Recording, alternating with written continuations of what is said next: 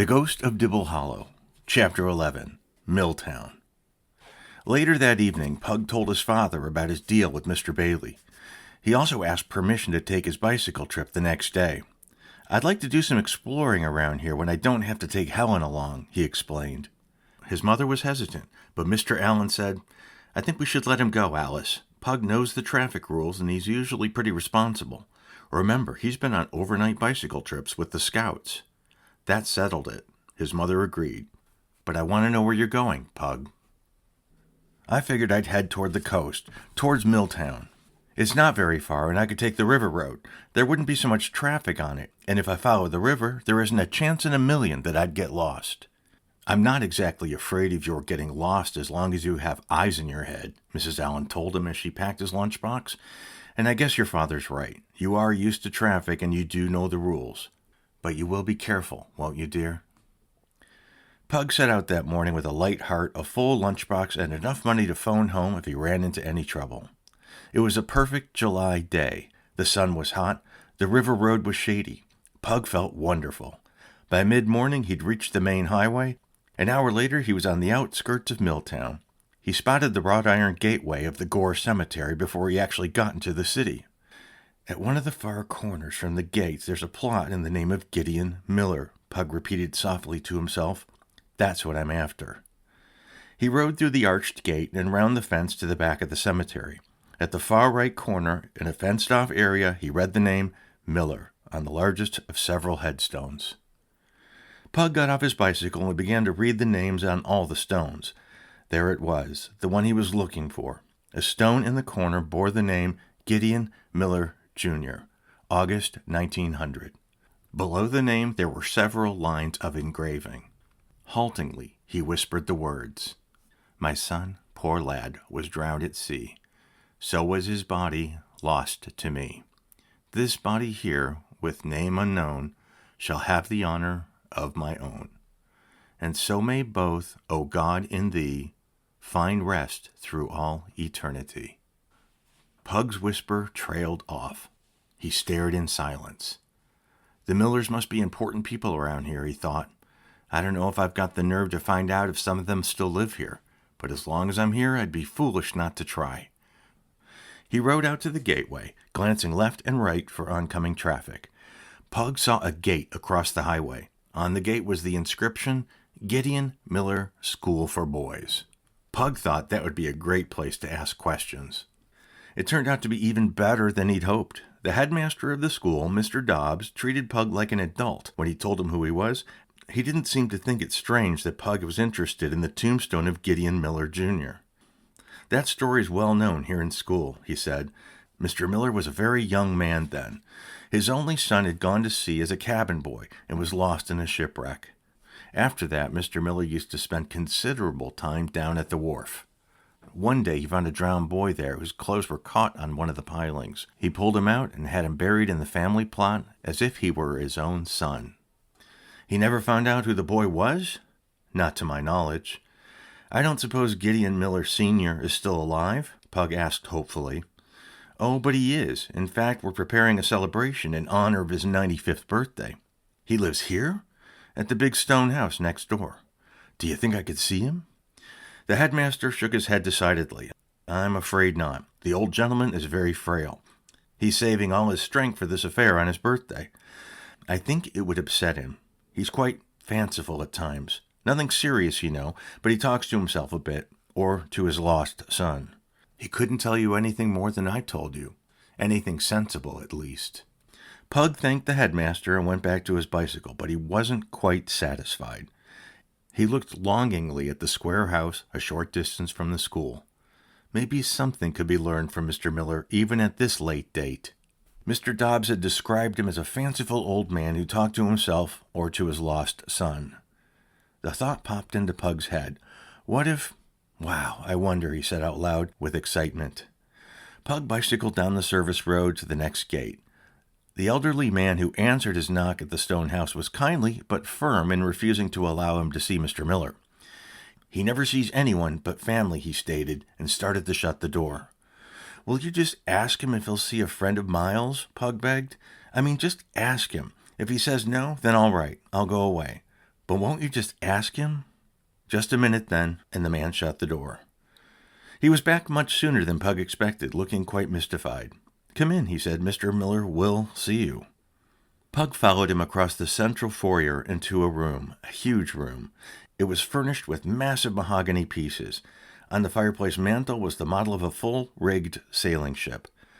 Pug glimpsed it fleetingly, then his whole attention riveted on the old man sitting in the large chair by the window. Pug had never seen such a finely wrinkled face as Mr. Miller turned toward him, nor such startlingly clear blue eyes. A fringe of wispy white hair circled the shiny, bald crown of his head. Without taking his eyes from Pug, he said, "You can go, Ben." His voice was surprisingly strong, with a blend of New England and Scotland in its inflection. "Well, laddie," he said, when Ben had reluctantly shut the door behind him. "I'm Elisha Nathaniel Dibble Allen from Dibble Hollow," Pug introduced himself. "I'm a friend of Miles." "Miles? Miles who?" "Miles Dibble, Mr. Miller, the boy you buried as he would have your own." "A friend of his, you say? That lad died 60 years ago." "Yes, I know," Pug answered. "It makes you a bit older than you look, or—" "You did find out who he was, Mr. Miller," Pug accused him gently. "Yes, laddie, that I did," he acknowledged finally, "but not until a year later, and not through the usual channels." He sucked in his withered cheeks. "Not the usual channels," he repeated. "It was when I was very ill, you understand, delirious." Pug nodded. "He came and sat at your bed?" Mr. Miller looked at him intently. "Yes," he said at last. "How did he look?" "Just as he did when I fished him out of the water. Dry, of course." Pug nodded again. "I thought it was just delirium," Mr. Miller continued, "but I begged him to come again anyway, and he did. He said he owed it to me." He darted a look towards the closed door and put a long, bony finger to his lips. In a practical world, it's best not to mention seeing what no one else sees. He leaned forward, his blue-veined hands on his knees, and said in a lowered voice, "I would not have my will contested on the charge that I'm daft, don't you see? So I've not mentioned our friend to anyone, ever, nor ever will." "So you're the one special person who can see Miles," Pug said softly. "I'm the other one, because I'm a Dibble boy, you see, under the age of 15. I came to see you because I thought Miles might have said something to you while it was fresh in his memory about the money he was guarding the night he died." Mr. Miller shook his head regretfully. Not a word. Knocked clean out of his head. I shouldn't wonder. And he'd never take a cent from me. Said his spirit would never rest until the buried money was found. I urged him to keep trying until he had a Dibble to help him. With you to prod and encourage him, he'll recall it, I've no doubt.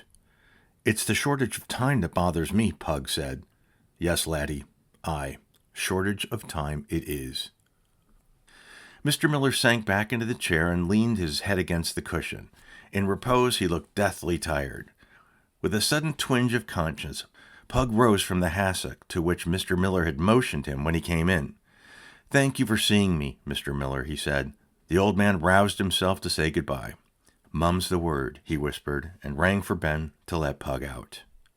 Though he'd learned nothing about the whereabouts of the hidden money, Pug was glad he'd had the chance to see the man who had befriended Miles, the only other person to whom Miles could appear. The trip home seemed long and tiring, but he was there before dinner time. He came into the kitchen as Helen was speaking in her usual dramatic way. "What do you think I heard today? They need a new math teacher at Smithville High School this fall.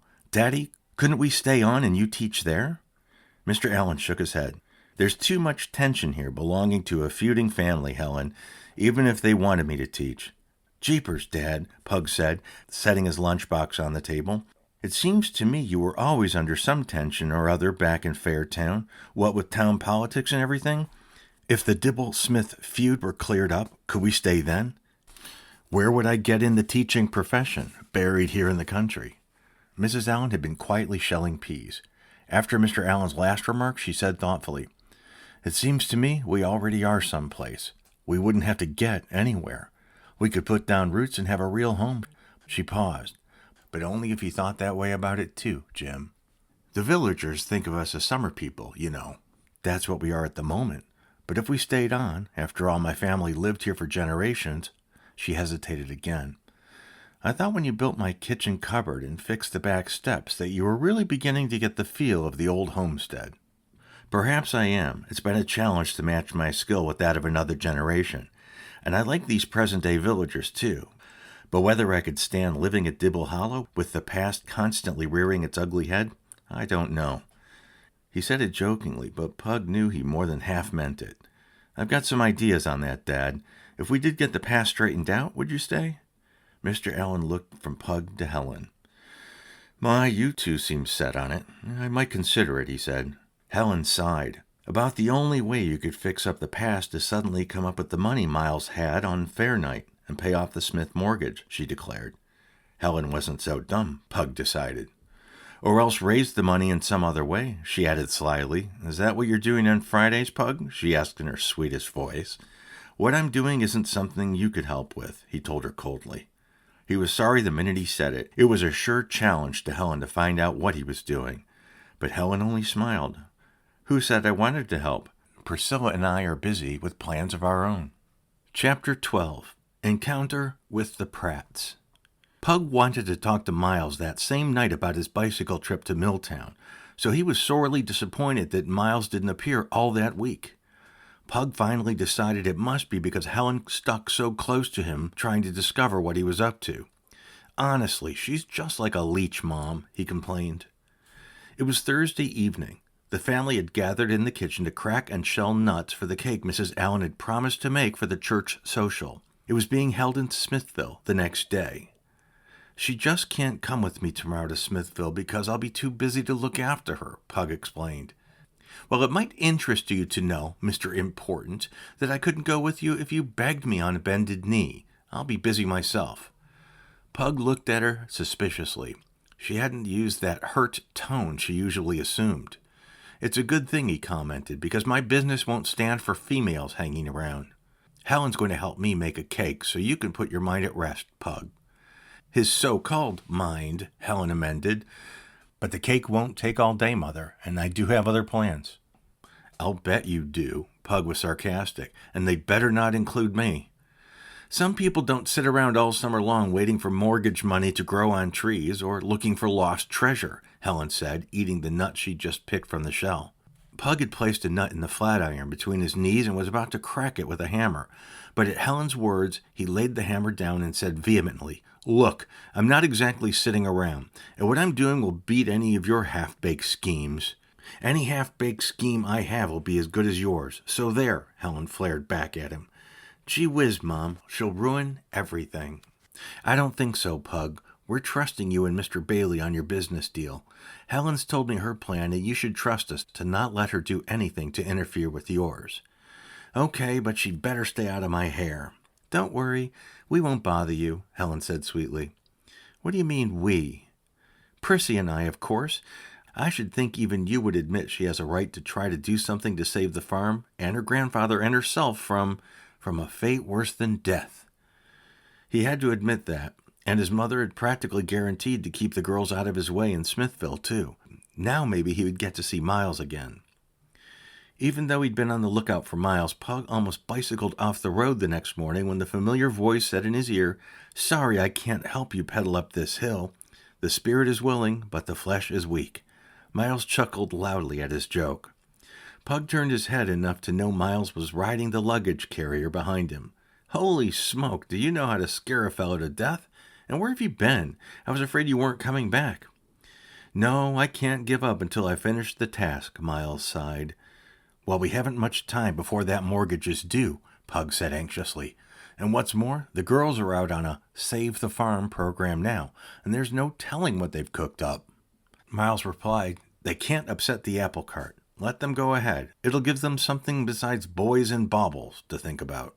Helen's smart, Pug protested.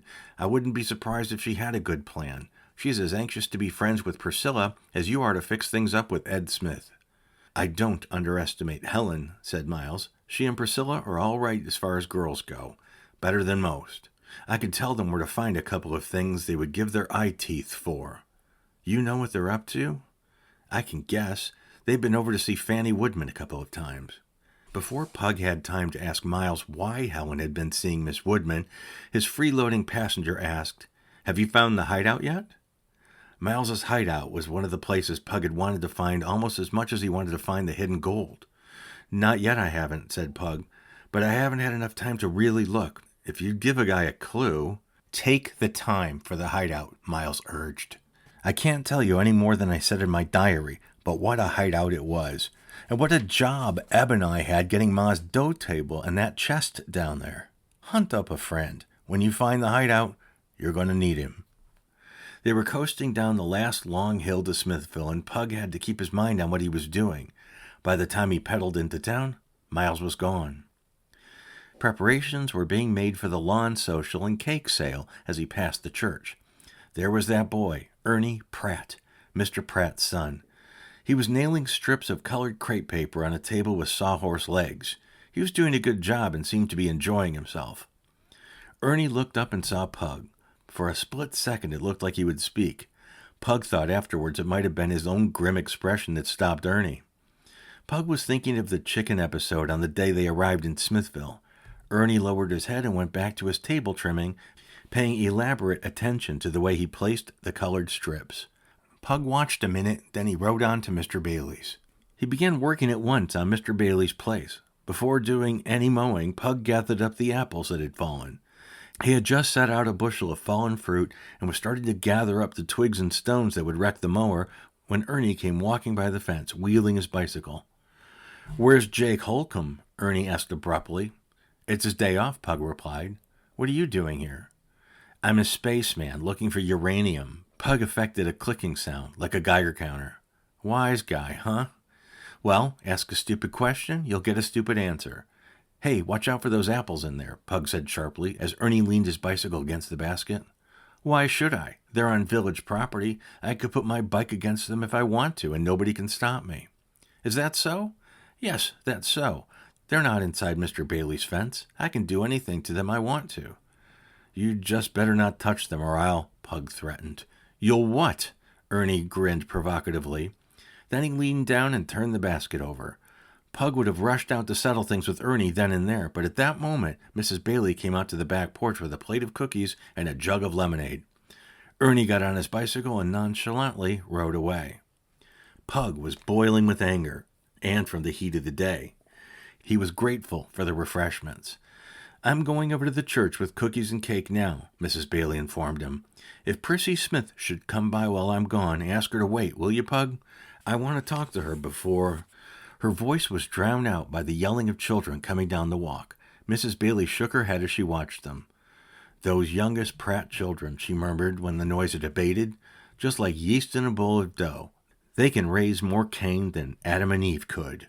She looked rather shamefaced. "A saying of Mr. Bailey," she explained. "I really shouldn't say it, but it does seem as if we don't have a peaceful social unless the Pratts are home with mumps or measles or something." "I know what you mean," Pug said ruefully. "I just had a run-in with Ernie." "The funny thing is that Ernie's not really a Pratt," said Mrs. Bailey. "He was only 2 years old, and his mother was a widow when Zeke Pratt married her. Then Ernie's mother died, and Zeke married again. I'll say this for Zeke. He's always treated Ernie like his own. Ernie's stepmother, though, well, she's a mite partial to her own children and pays no attention to Ernie most of the time. However did I get on that track? Oh, yes, what I started to say is that I want to see Prissy when she brings the eggs." Pug thanked her for the refreshments and promised to tell Priscilla. "Gee, Mrs. Bailey, I didn't know she was bringing your eggs today. I could have carried them over for her." "That's neighborly of you, Pug, but it makes little change for her to get over here on an errand. I won't be away long." Pug put his plate of cookies on top of the hedge and the jug of lemonade under it. Then he pulled up the apple basket Ernie'd tipped over. Maybe Ernie had been right in saying the apples were on village property, but he didn't have to push them over. Even as he muttered about it, Pug knew that he'd practically dared the other boy to do it. He'd just finished his second cookie when he saw Priscilla at the gate carrying a basket of eggs. Helen was with her. "So this was your big deal?" Helen and Pug said it in the same breath, and then they both laughed. "I don't know why you had to be so mysterious about doing some yard work," Helen said, recovering first. "Same reason you had to be hush-hush about bringing over some eggs for Mrs. Bailey," Pug retorted. "And I don't see how it'll raise enough money for a mortgage to sell eggs." "Maybe it's not just eggs. Helen broke off as Mrs. Bailey appeared. "Good morning, girls. Come right in. You must be ready for some lemonade, too." It seemed to Pug that they hustled indoors very quickly. What were they up to anyway? He was so busy with his own thoughts as he mowed the lawn that he didn't hear the stifled giggle on the other side of the hedge. When he came back for another cookie and more lemonade, the cookie plate was empty and the lemonade jug was gone. Pug went out to the walk and looked up and down the street. People were beginning to crowd into the church sale, but there was not a soul in sight on the side street near the Bailey place. Nothing but a big shepherd dog barking his head off at the end of the hedge next to the garage. Pug walked softly along the edge and around the corner. The dog made a dash for the space between the garage and the hedge. Pug saw a small bare foot reach out to push him back. "Okay, kids, come on out of there," Pug called. "I see you. I want Mrs. Bailey's lemonade jug. Then beat it back to the social." The big dog had succeeded in pulling one boy out by the seat of his pants. 2 others followed. The largest of the 3 young ones had the jug under his arm. "Come and get it," he challenged. He turned and ran toward the church with the other 2 yelling behind him. The shepherd dog bounded beside them, barking. Pug followed fast, but they had a head start and were already mingling with the group on the church lawn as he ran up. He saw the oldest boy duck down and roll the jug under one of the tables. Then the 3 of them, screeching like banshees, sought the protection of a tall, spare woman at the candy table. "Hush, boys," she said sharply. "What's the matter now?" "He's chasing us, Mom. He's chasing us," the older one yelled. Their mother looked around, but Pug had dived under the table to retrieve the jug. He emerged with it under his arm. "It's Mrs. Bailey's," he mumbled, and fled. Priscilla and Helen were just leaving the house when he got back. Mrs. Bailey had come out onto the front steps with them. "If you happen to have anything really old in the attic, like an authentic dough table or some good pewter," she was saying, "I know I can get a good price for it." "There's nothing like that left in the attic at Dibble Hollow." Priscilla and Helen were just leaving the house when he got back. Mrs. Bailey had come on to the front step with them. "If you happen to have anything really old in the attic, like an authentic dough table or some good pewter," she was saying, "I know I can get a good price for it." "There's nothing like that left in the attic at Dibble Hollow." Helen was gloomy. "When Miss Woodman told us these old things were called antiques, and some people paid outlandish prices for them just because they were scarce, I went right up and looked in our house, but there weren't any." Mrs. Bailey nodded. "It's hard to find good pieces anymore. Miss Woodman's right about the craze for antiques. Really old things with the maker's signature on them are scarcer than hen's teeth today. That's the reason I could get a good price on whatever you have." "There might be something in our attic," Priscilla reflected, "but I'd have to ask Grandpa before I did anything with it, and he'd probably throw a fit. He might think it the lesser of 2 evils to sell furniture rather than to lose the farm." So that's what the girls were up to, selling antiques. Pug went back to work without having been noticed. He was glad the word had been spelled out for him. He would never have known what the antique was. Dough table. Miles had mentioned his mother's old dough table in the dairy again that very morning. It was in the hideout. "I've just got to locate that hideout," Pug said to himself. "That must be why Miles keeps after me to find it. That's what he meant about the girls giving their eye teeth for stuff he and Eb had in there." Pug was so impatient to look for the hideout, he thought the day would never end. Chapter 13. The Fight. At the supper table that night, Helen asked Pug what he'd been doing running around with Mrs. Bailey's water jug. Pug told her about his experience with the Pratt children. "Oh, those Pratt kids," Helen said. "Ernie, too. He was out snooping around Twin Maples when Prissy and I got home this afternoon. He must have biked out there right after upsetting your apple basket. I saw him talking to Jake Holcomb." "Now, see here," Mr. Allen interjected. "I understand how you feel about what's happened, but can't you think of something good about the Pratts for a change?"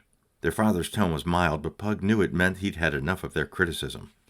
"Well, Ernie is smart," Pug conceded. Privately, he hoped that Ernie was not smart enough to figure out how Jake happened to be working at Twin Maples. His father nodded. Pug couldn't resist adding, "They do seem like awful brats, though, from away back." Mr. Allen looked thoughtful. "Now, there's something to think about," he said deliberately. "Maybe the family has had a reputation over the years for doing things that weren't always considerate. So people begin to say, if he's a Pratt, expect the worst. And the Pratt figures, I'll do what's expected of me. But suppose people started to expect something different from a Pratt. I see what you mean, Dad, said Pug. You don't have to draw a diagram. Then try expecting something good from Ernie for a change. See what happens, his father suggested. Pug shrugged. What could I lose? But my 2 front teeth or something like that. Only I probably won't see much of him, if I can help it. If we ever decide to live here permanently, Mr. Allen added, we're not going in for hates and grudges. They ruin digestions and morals and even lives. I don't hate Ernie or anybody, Dad, Pug responded. I really don't even know him. He swallowed the last bit of milk and got up from the table. I'll think about what you said, though. Believe me, I'd try anything if we could stay here. Can I go up on the hill? Mrs. Allen said, Not as far as Billy Goat Hill, Pug. Only the hill behind the house. It's late. I don't even know which one is Billy Goat Hill. Even with her mouth full of cake, Helen managed to look superior. I do, she said. I'll bet. Billy Goat Hill is the one on the Smith side of the road, nearest the river. Half of it belongs to the Smiths and half to us. Priscilla told me, she explained to her mother. Pug was disappointed not to be able to explore it that night, but at least he knew now which one to head to in the morning. Tonight he'd look over the hill behind the house. Pug was so preoccupied that he didn't see the shadowy figure by the barn until he was almost there. With a start, he recognized Ernie Pratt. Hey, what are you doing here? Pug demanded. Nothing. Want to make something of it? I might. I owe you something for dumping those apples. You asked for it. The answer brought Pug up short. He had practically dared Ernie to do something, so Ernie had done it, just what his father had been saying. But how could you help it when someone always has a chip on their shoulder, like Ernie? I found out today what you're up to, Ernie boasted. Pop would be sore enough to lick you if he knew. It would take more than your dad to lick me. Ha! I could do it myself with one hand tied. Like fun you could. You don't think so? Just try it. Pug forgot about his father's words and flung right into the challenge. Before Pug knew how it happened, Ernie's fist hit him in the stomach. The sudden sight of Miles sitting cross-legged on the woodpile, with a grin lighting his face, helped to throw Pug off his balance. In any case, Ernie's right, following his left, caught Pug on the chin and threw him back. In spite of his anger, Pug was impressed. Wow, you're lightning, Ernie, he gasped. Do you know you're the first person who ever hit me unless I let them? His voice expressed such genuine admiration that Ernie fell back. Suspicious but uncertain, he looked at Pug. Pug continued. No kidding. You're the fastest punch thrower I ever saw. I'd like to know if you could do it again. Come on, let's see. His tone was friendly. The look of amazed disbelief on Ernie's face made Pug laugh out loud. Watch out, here I come, he warned. He danced around Ernie, who also began to circle. This time Pug landed a couple of good punches on Ernie's chin, but he took 2 in return that made his head bob. It wasn't just because of Miles on the woodpile either, though he sat there laughing. Ernie was fast, and he was enjoying the tussle as much as Pug. Neither of them noticed Helen come out and then rush back to the house to call Mr. and Mrs. Allen. Even the 2 boxers could hear Mr. Allen's stern comment, All right, boys, that's enough. Pug and Ernie backed off from each other, breathing hard. I'm disappointed in you, Pug, Mr. Allen said sternly. It's okay, Dad. Ernie's a whiz with his fists. We're just having fun, weren't we, Ernie? Yeah, I can usually hit a kid anywhere I want to, but Pug's fast. Yeah, we were just having fun. Ernie's expression was such a mixture of surprise and delight that all the Allens laughed and he joined with them. Well, be in by dark. Mr. Allen took Mrs. Allen by one arm and Helen by the other and led them indoors. Ernie went to the woodpile and got on his bicycle. He bent over the handlebars, adjusting the bell. Pug followed him, kicking at the chips by the sawhorse. I wasn't going to tell Pop about Jake Holcomb, Ernie mumbled. What are you doing tomorrow? Pug asked abruptly. Nothing much. Can you get away alone without any questions being asked? Sure, Ernie said, trying to mask his eagerness. I'm going to explore the place tomorrow. Want to come? What time? Right after breakfast. We eat about 7. Okay, where do you want me to meet you? Pug looked surprised. Right here at the house, of course. Together, they walked down the drive to the road. You don't need to worry about my saying anything to anyone about you and Jake Holcomb, Ernie said quietly. I hope Grandpa Smith gets to keep his farm, even if I would practically give my right arm to live out here in the country. He jumped on his bicycle and pedaled away fast. Pug stared down the road after him. I guess you just have to hand it to Dad for knowing how a fella feels, he thought. Miles jumped down from the fence right beside him. "Are you going to let him in on the hideout?" he asked. "Maybe, when I find it. I never thought a Pratt would see the inside of Eb and my hideout, but you'll need the help to haul out the heavy things." "Miles, are you sure you didn't go up that way to hide the money?" "Dead certain. Excuse the expression. The ledge there is all rock and no real trees. I know I put the pouch of money in the roots of a big tree." "What road did you take to the bridge?" "This one. It was the only one." Pug sighed. "Well, Mom always said when you lose something, go back to where you were before you lost it, and think of all the places you've been." "I'll go over the ground again," Miles promised. "But Mr. Miller's been sick. He's not long for this world, so I spend as much of my time with him as I can. I may even learn how to play the bagpipes for him." "The bagpipes?" He said he really didn't appreciate my mouth organ music, but he could stand anything on the bagpipes. "That's a break," Pug laughed. "One thing I am good at, that's march time. 1, 2, 3, 4. And Mr. Miller says when he gets his marching orders, he'd like to swing his kilt to the skirl of the bagpipes, whatever that means." Before Pug could reply, Miles had vanished into the night. Chapter 14. The Hideout. Ernie was waiting with his dog Shep on the back porch the next morning promptly at 7 o'clock. Pug couldn't help wondering how much of the breakfast conversation he'd heard before Pug realized he was there. Helen had just asked, "Mother, if we have any antiques, would you sell them to save Twin Maples?" "I think I might. I suppose it could be a different matter if I knew I actually owned a particularly lovely item." It was then Pug noticed Ernie at the door. "Hey, I'll be right with you." "We're going to explore," he announced as he slapped some bread and cheese together and thrust it into his knapsack. He already stowed a flashlight and a long piece of clothesline. "Not on Mr. Smith's property, Pug." "Give me credit for a little sense, Mom." Pug waved goodbye. "I don't know how long we'll be gone." Mrs. Allen laughed. "That bread and cheese won't keep you away forever. When do you have to be home, Ernie?" "Mom doesn't care if I'm gone all day." "Be home by supper time, then, Pug." Pug was surprised that Helen didn't bug them to go along, but he soon forgot her in the pure pleasure of the early morning walk as they cut across the road and through the Dibble fields toward Billy Goat Hill. Once or twice he stole a look at Ernie and saw that he was as content with their excursion as Pug was. They said little, but the silence was comfortable. Once Ernie remarked, "This used to be honest-to-goodness Indian country." Pug, who was in the lead, looked back and grinned. "We could throw them off the track by wading in the creek, if I could find the creek.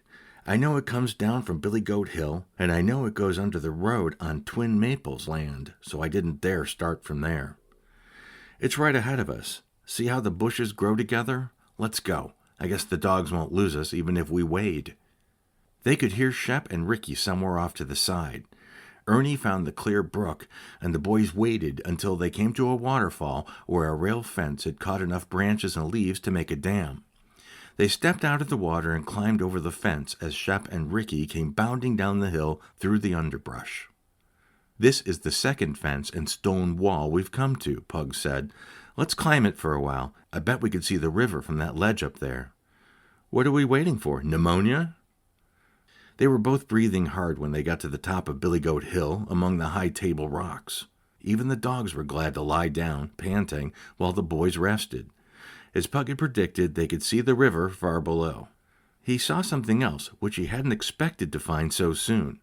His heart beat faster as he realized he was looking right at the 4-stone marker pointing to Miles and Eb's secret hideout. This was the crucial moment. Should he trust Ernie all the way? At that moment, Ernie, looking down at the swift river across the valley to the blue hills, said wistfully, "Don't you wish things could always stay like this? Pop is talking about progress all the time, but I like it this way." Pug got up from the rock where he was sprawled. "Yeah, you said it." He started toward the 4 huge stones piled on top of each other and climbed the towering rock formation beside them. "Can you keep a secret?" he asked. Ernie nodded.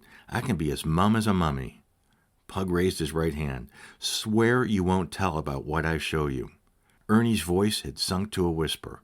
"I swear." Pug saw that a crevice split the table rock they were on from a ledge a few feet away. On his hands and knees, he moved slowly along the ledge of the crack until he saw where it widened. Here there was enough room to lower himself between the rocks. He was glad that he had the flashlight. With it, he examined the crevice. When he saw the old bean pot at the bottom of the hole, he knew that he'd found the hideout. Pug lowered himself carefully between the rocks, making sure he had a good handhold before letting go. It was not as much of a drop as he'd feared. He looked up triumphantly at Ernie, who was peering eagerly over the edge. "It's okay," Pug called softly. "Come on down." He shone the flashlight around the dry cave room furnished with a couple of ladder-back chairs, an old dough table, a small chest, some pewter, and a pair of old brass candlesticks. "Wow!" Ernie exclaimed as he dropped down beside Pug and looked around. "What a hideout! Whose is it?" "Years ago, it belonged to old Mr. Smith and one of my ancestors," Pug said. "Anyway, finders keepers." He pulled out the bread and cheese, and they sat carefully in the old chairs to eat and to gloat. "I wouldn't trade this for $1,000,000, Pug said. "Me either," said Ernie. "But I want to get this dough table out of here for Helen and Prissy. That's what the rope's here for. But remember, we don't want them to know where this place is." Ernie grinned. "You said it." "The girls may need the chest, too," Pug went on, "but we can build things to use here in the hideout. This table and chair are antiques. Helen says they can get quite a bit of money toward the mortgage." He paused and looked straight at Ernie. "Have you got anything against helping us pay it off?" Ernie looked uncomfortable. "No, Pug. I wish I could change Pop's mind about Twin Maples, but when he gets an idea, he's stubborn as a mule. He honestly does think that Mr. Smith would be better off if he was taken care of in a home." His tone was apologetic and pleading at the same time. "He really does believe that," he repeated. "Pop's been okay to me, even if he is my stepfather, and I wouldn't like to do anything against him, but I hope Mr. Smith can get the money to pay him," he finished defiantly. "Don't worry, he's going to," Pug promised. "Come on, give me a hand with that table. We don't dare stay around here too long. Helen would find us if she set her mind to it." With considerable sweating and grunting, the boys got the dough table up through the cave entrance. Between them, they carried it carefully through the tall trees along the firewood trail. Mrs. Allen was almost as excited as the boys when she realized what they'd brought home. Pug, who was glad Helen wasn't there, explained to his mother and father where they found the table. Neither of his parents questioned him too closely in Ernie's presence. Not until he waved goodbye to Ernie, and they had promised to get together the following day, did Pug tell them how he happened on the hideout.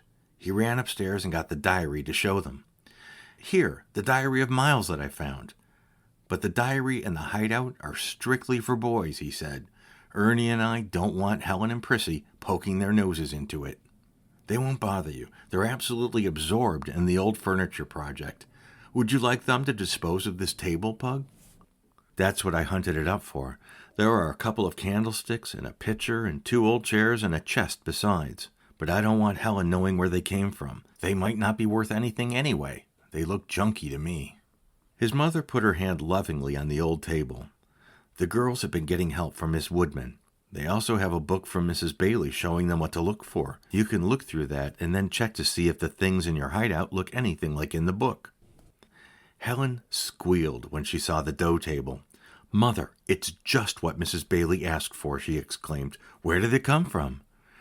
"No questions to be asked and none answered," Mrs. Allen laughed. "Not if you want the table." Helen was torn between her desire for the table and her curiosity. She finally said, "All right," but she looked suspiciously at Pug. "I suppose you found it and I'm not supposed to ask. Is there more where this came from?" "Could be." "Oh, Mother, he's impossible." "You've got a nerve," Pug exploded.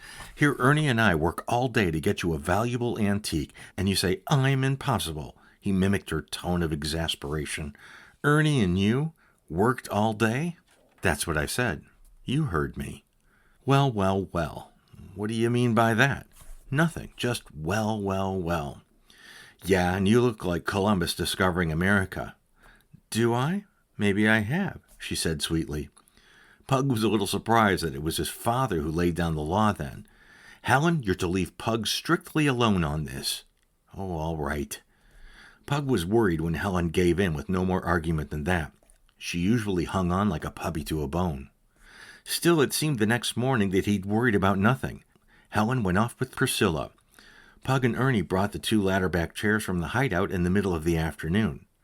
Ernie was unhappy that he had to leave. I have to be back in Smithville for a 3 o'clock dentist appointment. If I don't show up, Pop will look into it. Then it's goodbye to this kind of fun for me. Jeepers, Pug said. We don't want that. Go along, Ernie. Pug waved him on his way and went back into the house. A note on the kitchen table said his parents had gone grocery shopping in Smithville. Pug jumped as he realized there was someone moving around upstairs. His first impulse was to bolt out of the house. Instead, he mustered his courage and crept quietly up the steps. Miles never made that kind of noise, he thought. The noise seemed to be coming from his own room. Silently, Pug inched his way across the landing till he could peek in. "Helen, for the love of Mike, what do you think you're doing?" he shouted. His sister was standing on his bed, trying to get Miles's portrait off the wall. But at Pug's cry of indignation, she jerked back and brought the whole thing down with a crash on top of her. "Now look what you made me do." She started to cry. Pug was afraid she was hurt. When he found that she wasn't, he really sizzled. What I made you do?" he yelled at her. "Look at the back of that picture. It's broken clear across. The painting itself had better be okay, or your name's going to be Mud." He picked up the painting and examined the front carefully. It was all right. Helen started to cry again. "Oh, turn off the waterworks," Pug said in a calmer voice. "Just tell me what you thought you were doing." "I was looking for clues," she sniffled. "Clues? For what?" "For where you got that dough table. That's for what. I know you must have found some secret paper or something, and I just thought you might have hidden it in the back of the picture." "Why?" "I couldn't find any place else," she confessed in a small voice. Pug's anger ebbed as he looked at his sister. Maybe he had been selfish about the diary and everything else, but he sure didn't want Helen to move in on that hideout.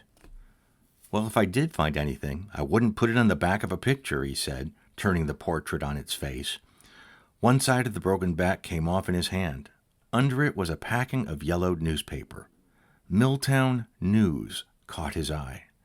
"Wow, you may have found something after all, Helen."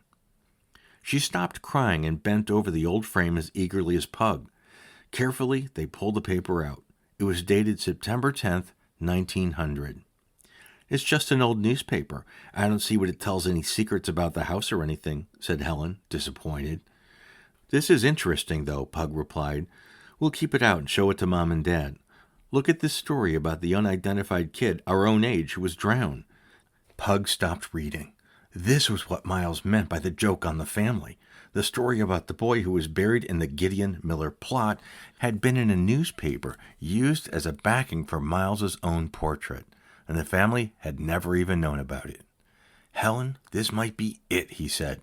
"Might be what?" "What happened to Miles Dibble?" She grabbed the paper and read the account herself. When she looked up, her eyes were shining. "We might have something," she said eagerly, "and I'm the one who found it. Wait till we show Mom and Dad." Mr. and Mrs. Allen read the old newspaper with interest. They agreed with the children that the boy might possibly have been Miles. If it was Miles, and he had the money from the fair with him, then it looks as if it all went into the river with him, Mr. Allen speculated. "And that doesn't help one bit with the mortgage," Helen wailed, "even though the Twin Maples farm looks a lot nicer and people are noticing it." She was right on both counts. All too soon, it was the day before the mortgage was due. Dinner at Dibble Hollow was a sober meal. Even Helen was pessimistic. What she and Prissy had collected was far short of the amount needed. "Priscilla has it all in the bank, and she's going to tell her grandfather about it tomorrow when he goes to pay the interest. But from what she's heard, she doesn't think Mr. Pratt will change his mind." Pug wandered out to the gate after dinner and looked down the road toward Twin Maples. He couldn't believe his eyes. There came Miles, running as he must have run on that night in 1900 for his very life. "Did what you said. Started at the fairgrounds. I've got it, Nathaniel. 100 running steps to the left of the barn, between the big maple roots and the stone wall. I wish I could watch you find it, but I have to be in Milltown at 11 o'clock tonight. Mr. Miller has his marching orders." "Miles, wait, wait!" Pug cried, but Miles had sprinted on up the road and vanished. Pug didn't realize Helen was to his right. "What are you yelling at?" Pug jumped. "Is there any law against yelling in this country? Why don't you get lost, Helen? I've got things on my mind." "Oh, well, if that's the way you feel, I won't show you something special I got today." "Like what?" "Just a present Miss Woodman gave me for my hard work." She started toward the house. "Hey, wait. What is it?" "I thought you had other things on your mind." "So I have, but I wouldn't mind seeing your present for Miss Woodman," he said kindly. "Don't be so noble. You know you'd give plenty to see it. She gave one to Priscilla, too." "Can't be so precious if she had two." "That's what you say. Maybe the notes aren't precious to anybody but Miss Woodman. Not even to her, because they were only gibberish. But Eb passed them to her in school, and she kept them all these years and gave them to us because we worked so hard for him. And the little chests to keep them in are just darling." Notes from Eb to Fanny? Miles had spoken of that. What had he said? Pug suddenly remembered. Miles had grabbed the note in which Eb had given Fanny the key to the code. No wonder Fanny could never make heads or tails of them. "Let's see them," he said as casually as he could. "Oh, no, not unless you let me in on your plans. Your old notes might not be worth the paper they're written on. Your plans might not be either, but I'll take a chance and trade even." "Okay," Pug agreed finally. He followed Helen to her room. From a small inlaid box she took a folded sheet of yellow paper. "Maybe it doesn't make any sense," she said, "but it's a real, sure enough note from Mr. Smith," Miss Woodman said. Pug tried to disguise his excitement as he looked at the string of letters. "Looks like some kind of code," he said. "Maybe it's one of the easy ones. Want to work on it, Helen?" He couldn't keep his eagerness from his voice. "If you could tell me what it says, if you can work it out." She was excited as he was. "And don't forget, you said I could be in on your plans, too." He took the note into his own room. It was in Miles and Eb's code. Easy to work out since he already knew the code. And it raised his excitement to fever pitch. The note read, "Miles saw me give you a note. He's mad because I told you our code. I found your hair ribbon that you lost. It smells like you. I keep it in our old maple tree wall safe that we don't use anymore." The maple tree wall safe, Pug thought. That could agree with the directions Miles had given him. He couldn't tell Helen that, but he could take her with him to look for the treasure. He'd let her think it was this note that steered him there. Helen seemed more excited than Pug was, and he had to warn her to quit hopping around or she would give the whole show away. They decided to wait until Mr. and Mrs. Allen were asleep. "I'll climb down the cherry tree," Pug told her. "Can you make it?" She nodded. "I'll wear my jeans and I can climb just as well as you can." Helen was right. She did get down the tree easily. Then she and Pug walked in silence from the foot of the cherry tree to Twin Maples. They went over the fence instead of risking the creaky gate. They tiptoed past the Smith farmhouse and headed to the barn. From there, Pug started left, counting steps as he ran.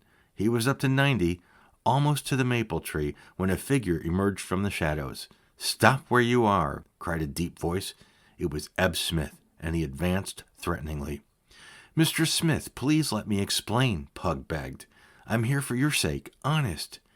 Mr. Smith did not lower his raised cane. "I want to look for the money you and Miles Dibble were taking home for your brothers."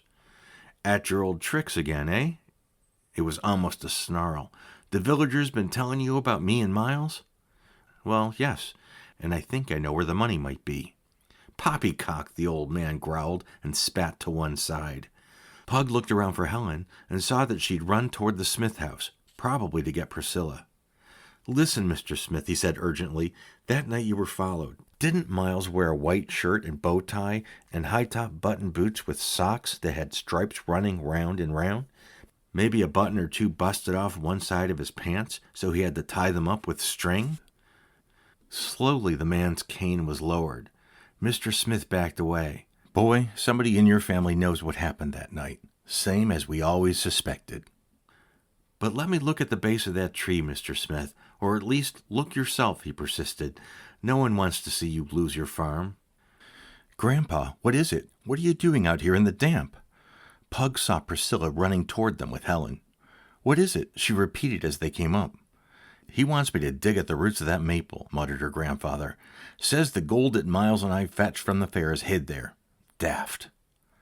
It can't do any harm to look, Grandpa. Priscilla was clearly excited. He might not have had much time to hide it if he was running, Pug explained. Well, what's stopping us? Priscilla said. With a quick glance at Mr. Smith, who seemed unable to make up his mind, Pug shone his flashlight between the maple and the wall and started to dig. The three of them dug feverishly all around the tree. They found nothing. What did I tell you? Mr. Smith growled. I looked in that old hiding place the day after the fair. You young people, you ought to be ashamed to make fun of a man with his back to the wall. For the last time I tell you, get out. I don't understand it, Mr. Smith. Get out. Priscilla clung to his upraised arm and waved at Pug frantically to do as her grandfather ordered. Pug and Helen left reluctantly. They were so disappointed that Helen sniffled most of the way home. Pug would not answer a single one of her questions. Go to bed and forget it, he told her at the foot of the stairs. I am. Chapter 15. Payoff. Pug found it easier to say he was going to bed and forget than to do it. He slept fitfully, dreaming that men came and moved in on Twin Maples and that Priscilla was led away in chains by Mrs. Pratt and 4 screaming children. He woke suddenly, just before dawn, and knew immediately that Miles was there. Deliberately, he turned his back. Where's the money? Miles asked eagerly. What money? Pug retorted. What's the matter? Miles was anxious. Couldn't you find it? With those fake directions, who could? Miles said nothing, and Pug turned over to look at him. He was sitting with his head in his hands. I've been like a hen on a hot griddle these past weeks. I thought I could leave you with this task while I visited Gideon Miller. He turned sick just after his birthday festivities. I have loyalties there, too, you know. I figured you could follow a few simple directions. I thought you trusted me. He raised his head and looked at Pug reproachfully. First it was Eb who lost faith, now you. My own blood. I looked where you said, and there wasn't a nickel, Pug told him. Miles looked so puzzled that Pug began to wonder. Didn't you say 100 running steps left of the old barn? Miles nodded. Left of the barn, Pug repeated. Left. Then he sat bolt upright. Of course, I should have remembered the strawberry patch and your directions for finding the well. How stupid can I get? Miles gaped at him. You are daft, aren't you? He said anxiously. I've been daft. What time is it? 5 o'clock. Pug jumped out of bed, threw off his pajamas, and began climbing into his clothes. He was shivering with excitement. I forgot you don't know your right hand from your left. And those are twin maples, one on each side of the barn. Thank goodness for that note Eb sent to Fanny Woodman. He stopped dressing and turned to Miles. That tree last night. Grandpa Smith said your old safe was there, and he'd already looked in it. I'd looked in that old safe myself. What's the matter, Nathaniel? Did you mistake my directions? Yes, and we'll have to move fast. I'll have to get Dad in on this. Pug rushed into his parents' room and shook his father's shoulder. Dad, wake up. Mr. Allen opened one eye. For the love of Mike, it's not light yet. What's the matter? It's Twin Maples, Dad. I think we can save it if you'll help. Please. Mrs. Allen slipped into her dressing gown. What can we do, Pug? But Mr. Smith will shoot me on sight. But I have to have Dad along to tell him we're not fooling. It's our only chance. While he was talking, Mr. Allen was pulling on his bathrobe. Pug, how can you possibly know? I don't think we have any right to bother Mr. Smith. Please, Dad. You know Miles's diary? That code he and Eb had? Well, Helen has a note from Eb to Fanny Woodman that she could never read because it was in the code. But I cracked the code. I'm pretty sure I know where Miles would hide the money if he had the time. If I'm wrong, we're no worse off, are we? Maybe, his father said, yawning. Give me 5 minutes and I'll be with you. But we're not going out of this house without breakfast. I've got to be fortified before I face that old fire-eater. I'll have food for you by the time you're ready, Mrs. Allen promised. I do hope you know what you're up to, Pug. Pug hoped so himself. Helen was awake and ready to go as soon as he was. She was excited to learn that her note might help find the money. By 6:45, they were on their way to Twin Maples. Mr. Smith was bringing the milk from the barn as they went in the gate. He plodded toward the house as if he didn't see them and called to Priscilla. She appeared with a dish towel in her hand, and he gave her the pail. "Get my gun," he told her, "and go after the sheriff. This property's mine for another couple of hours." Mr. Allen said, "We have no time to waste, Mr. Smith, if you're to keep it in your name longer than that. Pug thinks he knows where the gold's hidden. Now, I don't know whether he's right or he isn't," growled Mr. Smith, "and I won't have you looking on this land." "Then I'm afraid I'll have to stand on our rights for Mrs. Allen, who is a Dibble. As I heard the tale, a part of the money belonged to the Dibbles, and we have some right to dig for it. If Pug's wrong, we'll put back the dirt, and I promise for him that you won't be troubled again." "For Priscilla's sake," Mrs. Allen said gently. "She could not bear to leave you." Mr. Smith glared at them all. Pug's heart stood still as they faced the old man. Time was wasting. And there was Miles, dancing up and down on the stone wall, waving with both arms. It was now or never. Pug burst out. "Miles never knew his right hand from his left, did he, Mr. Smith? Wasn't it sort of like color blindness with him? Last night we looked at the roots of the wrong tree, but the other one, it's the same distance on the other side of the barn. Right or left made no difference to Miles, did it?" he insisted. Mr. Smith stood trembling, with hands clenched. Then he turned abruptly, and with a curt gesture, led them to the other maple tree. Pug felt hot and then cold all over. Suppose he was wrong again. But he wasn't really surprised when Mr. Smith himself found the moldy, rotting leather pouch stuffed between the branching maple roots under the matted moss. "No," he whispered as he lifted it from its hiding place. "Miles." Mr. Allen sprang to help him as he tottered to a seat on an old stump nearby. Priscilla spread the dish towel on his knees. Mr. Allen produced a jackknife and finished slitting the old pouch for him to empty it into the towel. They all stared in silence at the heap of coins, and then all started to talk at the same time. "Boy, I'm almost afraid to shake hands, but I'd be proud to. How you came to know about Miles, I can't understand, but I'm obliged to you, not just for finding the gold, but for proving Miles hid it. I've held on to that for a long time. You can be sure your mom will get the Dibble portion of this. All we wanted was to straighten things out so we could be friends the way you and Miles were," Pug told him. He didn't think it necessary to explain that by "we" he meant himself and Miles. Grandpa Smith said, "I was the worst of the lot, doubting Miles like that." His voice was sad. "I should have known something happened to him. He was more to me than my own brother. I wish I could tell him so." "He knew it," Pug said. Eb Smith looked at Pug and frowned in perplexity. "Alicia Nathaniel," he said, "I never saw a boy more sure about things than you are, unless it was Miles himself." Pug squirmed a little. "Well, I found his diary, Mr. Smith, so I knew what friends you were. And besides, maybe I am a little like Miles, so I'm pretty sure how he would feel right now that you have the money." Mr. Allen looked at his watch. "We can't waste time. We have Mr. Pratt to deal with. We haven't even counted the money." "We'll get Ned Bailey out a mite early," Mr. Smith chuckled. He already looked years younger. "No banker's hours for him today. This money has to be counted and put in the bank, for you and me." He nodded at Mrs. Allen. "Then I could write the check for Zeke Pratt." Ned Bailey, a little grumpy at first, was soon listening intently as the story unfolded and he saw the gold. "Eb," he said heartily, "I couldn't be gladder if it was my own. With what Priscilla has been putting in the bank from the antiques she and Helen have sold, you'll have enough money to pay that mortgage and a nice bit over. And Twin Maples looks better than it has since you hurt your leg, thanks to Nathaniel working for me so Jake Holcomb can give you a friendly hand." He turned to Pug. "It's time to tell him, Nathaniel." He faced Mr. Smith again, whose sharp glance had gone from one to another as Mr. Bailey spoke. "And to tell you the truth, I can hardly wait to see Zeke Pratt's face." Pug felt the same way, nor was he disappointed. Mr. Pratt's face was truly a study in astonishment as the check for payment in full of the Smith mortgage was handed to him. Eb Smith made no attempt to hide his satisfaction as he said, "It looks as if I still have a home, Zeke."